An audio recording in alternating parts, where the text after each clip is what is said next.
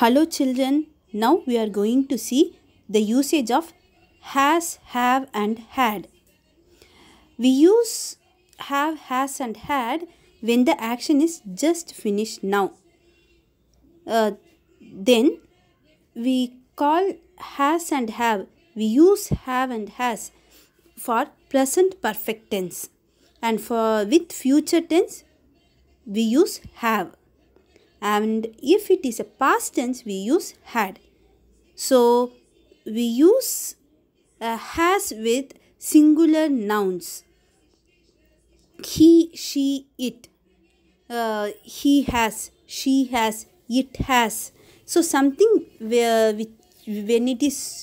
it possesses we use has, and when we use have with the plural noun, and when it comes I and you also we use have. I have a pen. Do you have a pen? We have a pen. They have a pen. Likewise, when the name also comes in plural form, we use have. Priya and Sita have a pen. If it is singular, Priya has a pen. Sita has a pen. Ram has a pen. It has a tail. So as usual we use the pronouns it for things and animals. Here you can see the present perfect tense of the verb. He has gone to Antarctica. So gone is the participle form of go. Go, went, gone. Third form of the verb. Next sentence. I have done my homework. So I have done my work. So anything it might be. So done. So do, did, done. Done is the participle form of the verb. We used to call it as third form also. They have gotten their 15 lakh. We have made our fortunes. She has bought a puppy. It has stopped raining. Even though stopped, bought and all looks like past tense, the third form is also same. That's why we stopped. You have stolen my Aadhaar number. So stolen is the third form of the verb. Rogi has killed all the non-vegetarians. The boys have bunked the class. I have loved her. So third form of the verb is used with have and has. Here you can see some example sentences. My house has got 4 bedrooms, but yours have got 6 bedrooms. So along with yours it will come have. Then in second sentence, I dash got 2 sisters. Has or have will come I. The subject is I. So I have got 2 sisters.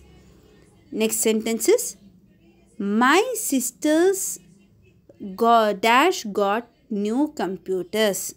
So my sisters. So it is in plural form. So you should use have. My sisters have got new computers. My father dash a new pen. So has a new pen or have a new pen. So far he is a singular subject. So my father has a new van. Likewise you can fill the remaining exercise. Here you can see the usage of have in future tense. So with negative sentences here it is given. So I will not have finished my assignment on by Monday. So you will not have finished my assignment by Monday. The same sentence you can use it positively also. I will have finished my assignment by Monday. You will have finished my assignment by Monday. So still now we have seen the usage of have and has with the subject. Now when do we use had? Had with the past tense. We use had with if it is past tense. You can see the usage of had in positive sentence. I went there after I had completed the task. She had come late to the school. She had done her homework, so she was happy. So had done. Here also third form of the verb we are using. He had lived in Florida for 10 years before he moved to California. They had gone out when you called. By the time we came, she had finished the project. Here you can see examples and sentences with negative if it is negative. They had not been married when I was born. You can also say in contrast form, they hadn't been married when I was born. Until he went to England, he hadn't spoken English. So like this you can see some example sentences. So while asking questions, have, has, had will come at the beginning of the sentence. Had they been married when I was born? So in interrogative sentence, the auxiliary verbs come first. Had he spoken English until he went to England? So likewise, you can use the auxiliary verbs have, has and had. Thank you, children.